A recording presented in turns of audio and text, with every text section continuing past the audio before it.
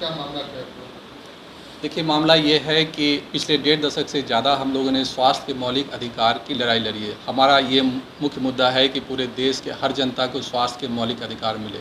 उसी की तरह अलग अलग स्टेप्स पे अलग अलग तरह की मांगें थी। जैसे स्वास्थ्य के कुल बजट, चाहे केंद्र का हो या राज्य का हो, वो 10% किया जाए। प्राइमरी और सेकेंडरी हेल्थ सेंटर की जो स्वास्थ्य सुविधाएँ हैं उसको बेहतर किया जाए। एम्स और एम्स जैसे इंस्टीट्यूशन पूरे देश के अंदर बनाए जाएँ।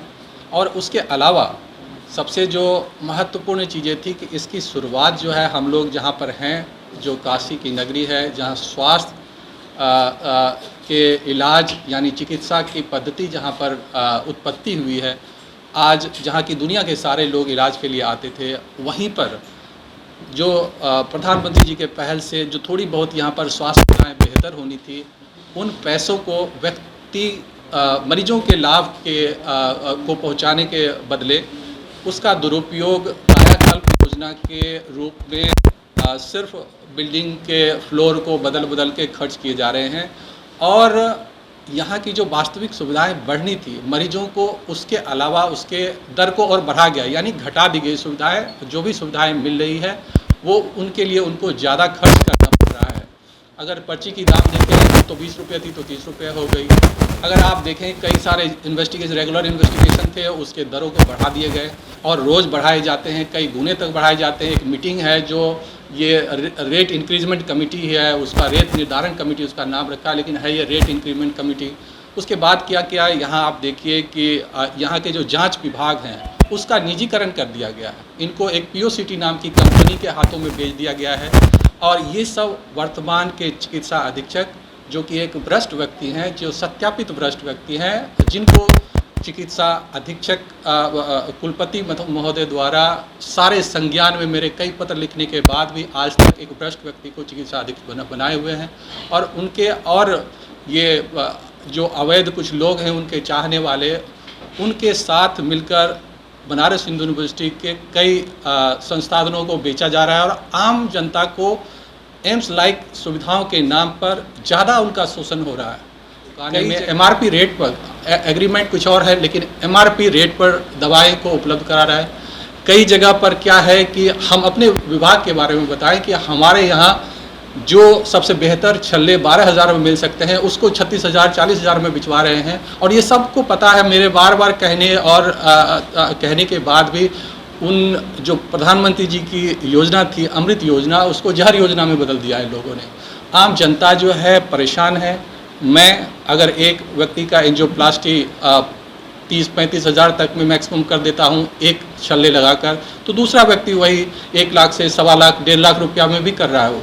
और ये सब संज्ञान और कंप्लेन करने के बाद भी ये संरक्षण यहाँ के ना सिर्फ वो दवा दुकानें दे रही है, उनको घटिया स्टैंड जिसमें कि ज़्यादा कट्स मिलते हैं, उसके बाद उनको चिकित्सा अधीक्षक इनका संरक्षण दे रहे हैं और लेटर लिख के बताते हैं कि यही आप करिए, यहीं से खरीदिए।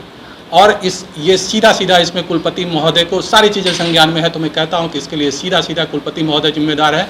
ये भी उनके साथ मिले हुए इनके इन गलत कर्तव्यों में जितने भी भ्रष्टाचार हो रहा है। इसलिए तो बनारस हिंदू यूनिवर्सिटी जो महामना की बगिया जो 100 साल पहले बनी थी, जिसका मुख्य उद्देश्य इस समाज को बेहतर शिक्षा और बेहतर स्वास्थ्य की चीज़ें उपलब्ध करानी थी, वो आज गरीबों के लिए महंगी से महंगी होती जा रही है। इसी कड़ी में अब मैं हृदय रोग विभाग के बारे में बताना चाहता हूं कि हृदय रोग विभाग के लिए प्रधानमंत्री जी ने सुपर स्पेशलिटी ब्लॉक में आज की जहां हमें सुविधाएं 45 बेड की थी, जो आप जहां पर अभी सरसुंदर लाला अस्पताल है, इसके लिए एक अलग से विंग बनाया था जिसको सुपर स्पेशलिटी विभाग या CSSB कहते हैं, शताब्दी सुपर स्पेशलिटी ब्लॉक। उसमें 41 बेड एडिशनल अलॉट किए गए थे।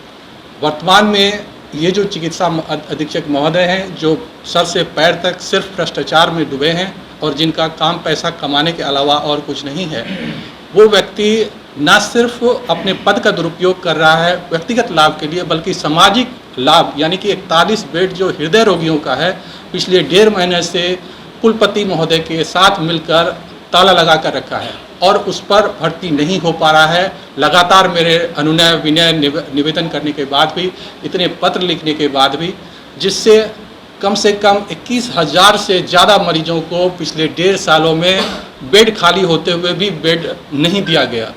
और इसमें से देखिए आंकड़ा कहना तो बहुत मुश्किल होता है, इसलिए मुश्किल होता है कि हमने जिस गंभीर रोगियों को भर्ती किया वो तो ठीक है, हमारे पास आंकड़ा है उसको जिसका इलाज किया हमने, लेकिन जिसको मैंने ना कह दिया, अब वो किस स्थिति में गए, कहाँ गए, उनके पास क्या हुआ, ये तो मैं नहीं कह पाऊँगा। हाँ, लेकिन एक आधिकारिक कंप्लेन जरूर आया था, जो कि आज से इसके अंदर है वो पेपर मेरे पास, मैं आपको उसके हिसाब से उनकी दादी थी एक व्यक्ति की, उनको हृदय से संबंधित बीमारी थी और उनको जो है, हाँ ये देखिए कृष्णा देव, इसको आप लोग रिकॉर्ड करिए, इसको रिकॉर्ड करें। ये मरीज का कंप्लेन आप लीजिए।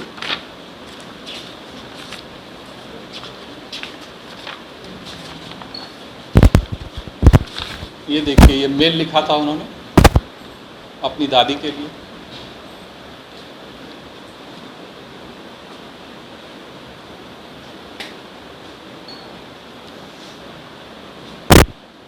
ये मरीज का डेथ सर्टिफिकेट है, ये लीजिए, जो बनारस हिंदू यूनिवर्सिटी का बना हुआ है, इसको आप रिकॉर्ड करिए।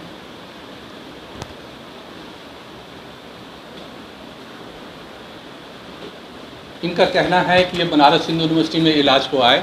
ये तो मैं कह रहा था क्योंकि जब एक एजम्पशन के हिसाब से अगर कोई सीरियस गंभीर मरीज है, अगर उनका इलाज सही पर नहीं करें तो हो सकता है कि 100 में 80-90 लोग भी की मृत्यु हो जाए, और यदि ज़्यादा गंभीर नहीं है तो हो सकता है कि उसमें कई लोग बच भी जाएं।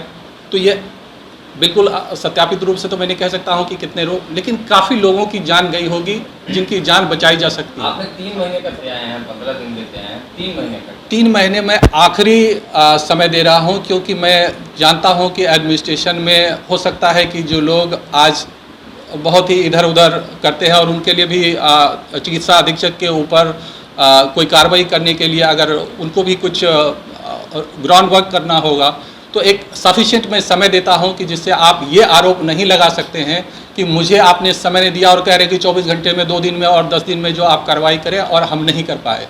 तो कोई बहानेबाजी नहीं हो, इसलिए मैंने उनको इतना सफिशिएंट समय दिया है कि आप अगर इस समय के हिसाब से काम नहीं करते हैं फिर इसके लिए आप मुझे किसी भी आंदोलन या कार्रवाई के लिए जिम्मेदार नहीं मान सकते हैं। इसके लिए आप अमानवीय हैं, एक क्रिमिनल हैं जो समाज के दुश्मन हैं, और महाबना के बगिया को आप लूट रहे हैं और बेच रहे हैं। इसके लिए आप जिम्मेदार हैं। अगर आप इसको सही नहीं करते हैं तो आपके विरुद्ध कार्रवाई तो होनी ही चाहिए। ये आप रिटर्न में भी देंगे कहीं 3 महीने में?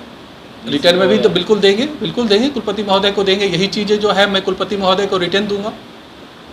सर, आप हजारों मरीजों को देखते हैं, प्रतिदिन की बात कर रहा हूँ, तो ऐसे मरीजों का आप जब घर में बैठेंगे तो कैसे देखा जाएगा उनका स्वास्थ्य और उनकी जो है चिकित्सा? देखिए, आप लोग जो है गवाह हैं। हमने जब भी कोई आंदोलन किया है, हमने चिकित्सा सेवाएं आंदोलन करते हुए भी जारी रखी है। मैं जहां बैठूंगा वहीं मरीज देखूंगा। मरीज देखना तो मेरा काम ही, मैं डॉक्टर ही इसलिए हूँ। जहां भी मैं लंका गेट पर बैठूंगा तो वहां भी मैं मरीज को देखूंगा। मैं यहाँ पर अगर आमरण अनशन करूँगा तो यहाँ भी बैठूंगा। अगर मैं कैथ लैब में करूँगा तो वहाँ भी बैठ के मरीज देखूंगा। मरीज तो हमारा, मैं मरीज की वजह से हूँ, मेरी वजह से मरीज नहीं है। ये मेरा कर्तव्य है कि मैं उसकी सेवा करूं, और जब तक मेरा जान है मैं सेवा करता रहूँगा। जान भी दे सकता हूं मरीज के लिए, डॉक्टर बना हूं मरीज की सेवा के लिए। करने जा रहे हो, क्या मामला है? देखिए, मामला ये है कि पिछले 1.5 दशक से ज़्यादा हम लोगों ने स्वास्थ्य के मौलिक अधिकार की लड़ाई लड़ी है। हमारा ये मुख्य मुद्दा है कि पूरे देश के हर जनता को स्वास्थ्य के मौलिक अधिकार मिले। उसी की तरह अलग अलग स्टेप्स पे अलग अलग तरह की मांगें थी। जैसे स्वास्थ्य के कुल बजट, चाहे केंद्र का हो या राज्य का हो, वो 10% किया जाए। प्राइमरी और सेकेंडरी हेल्थ सेंटर की जो स्वास्थ्य सुविधाएं हैं उसको बेहतर किया जाए। एम्स और एम्स जैसे इंस्टीट्यूशन पूरे देश के अंदर बनाए जाएं।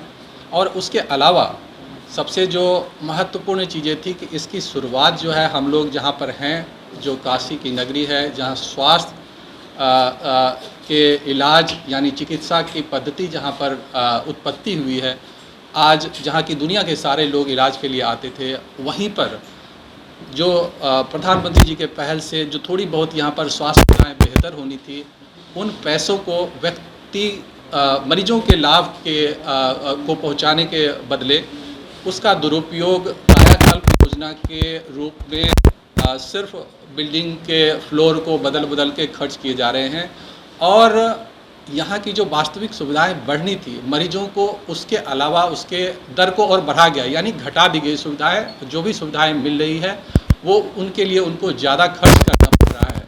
अगर पर्ची की दाम देखें तो 20 रुपये थी तो 30 रुपये हो गई।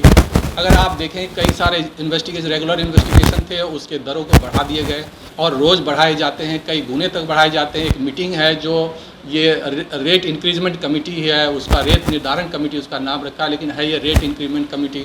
उसके बाद क्या किया यहाँ आप देखिए कि यहाँ के जो जांच विभाग हैं उसका निजीकरण कर दिया गया है। इनको एक POCT नाम की कंपनी के हाथों में बेच दिया गया है और ये सब वर्तमान के चिकित्सा अधीक्षक जो कि एक भ्रष्ट व्यक्ति हैं, जो सत्यापित भ्रष्ट व्यक्ति हैं, जिनको चिकित्सा अधीक्षक कुलपति महोदय द्वारा सारे संज्ञान में मेरे कई पत्र लिखने के बाद भी आज तक एक भ्रष्ट व्यक्ति को चिकित्सा अधीक्षक बनाए हुए हैं।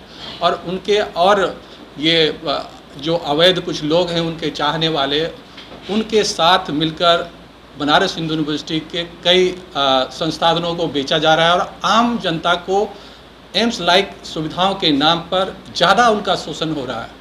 कई जगह